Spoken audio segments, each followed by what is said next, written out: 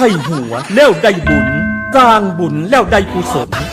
สมาคมนักจัดรายการวิทยุกระจายเสียงนครลำปางขอเชิญทุกท่านร่วมรับฟังเทศน์สองมาโดยองค์แสดงพระธรรมเทศนาพระนักเผยแผ่จังหวัดลำปางพระอธิการเสวตปัญญาวชิโรหรือตู้ต้อมเสน่ห์กาหลงวันนี้ได้มาเตะ2ธรรมะนะทุกพี่เนาะและพระดานุพลมุนิวังโสหรือตู้เก๋สาริกาแสนเสียงจากวัดห้วยแหนแจ้คมเมื่อกี้มาได้ยินเสียงทุกปีปฏิทำอู้เสียงปนม่วนในวันที่17มีนาคม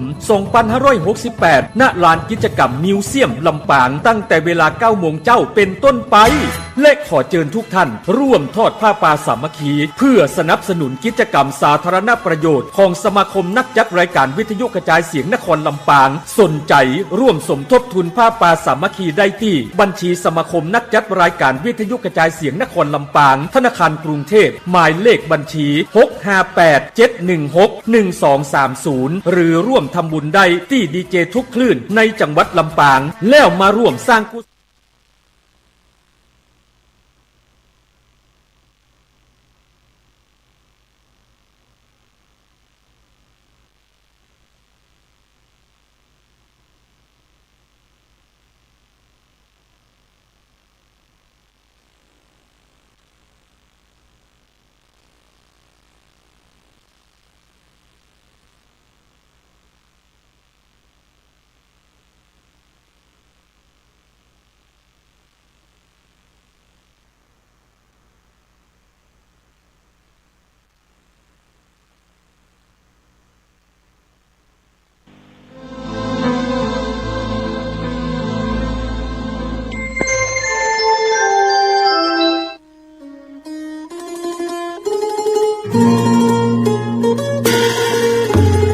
ขอเชิญร่วมงานปริวาสกรรมสืบสารงานพระศาสนาบวชเนกขมาบารมีพราหมณ์ปฏิบัติธรรมประจำปี 2568 ระหว่างวันที่ 1-10 มีนาคม 2568 ณ สำนักวิปัสสนาปฏิบัติบูชาพระพุทธบาท400หลวงปู่ทองสิริมังคโลตำบลสลวงอำเภอแม่ริมจังหวัดเชียงใหม่ขอเชิญทุกท่านร่วมเป็นเจ้าภาพถวายผ้าตาหารวันละ 15,000 บาทข้าวต้มเช้าวันละ 1,500 บาทน้ำปานะวันละ 1,000 บาทหรือตามกำลังศรัทธามีพระสงฆ์เข้าร่วมปฏิวัติกรรมในครั้งนี้จำนวน100รูปและขอเชิญทุกท่านร่วมทอดผ้าป่าสามัคคีและร่วมพิธีสืบชะตาหลวงในวันอังคารที่ 11 มีนาคม